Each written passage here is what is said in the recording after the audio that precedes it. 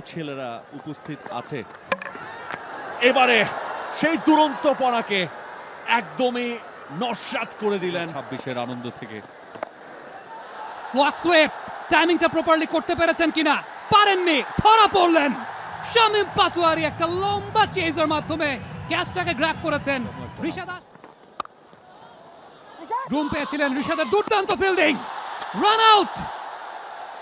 Once again man with the magical arm. এর আগে bowling এ, এবারে ফিল্ডিং এ ঋষাদের অবদান, আরো একটা উইকেট। প্রতিবার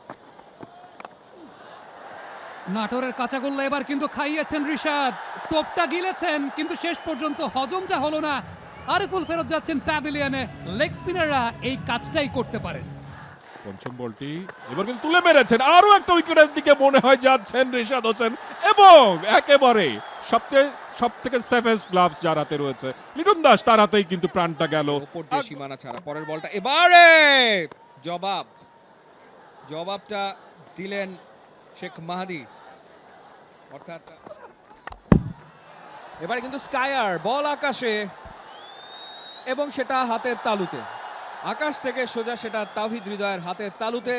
পরে ডেলিভারি নিয়ে এবারে বল, ক্লিন বল, যে ইয়র্কারের কথা বলছিলেন সামি, সেটাই ডেলিভার করলেন শরীফুল। অ্যাটেম্পটেড ইয়র্কার এবং সেটা executed yorker.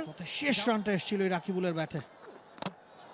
Another Yorker, another wicket for Shariful, back to back wicket.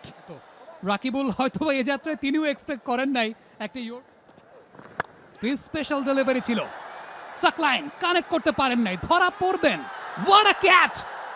Towhid Hridoy হাতে বলটাকে গলিয়েছেন, তবে তার আগে অবশেষে মুস্তাফিজুর রহমানের ঝুলিতে একটা উইকেট।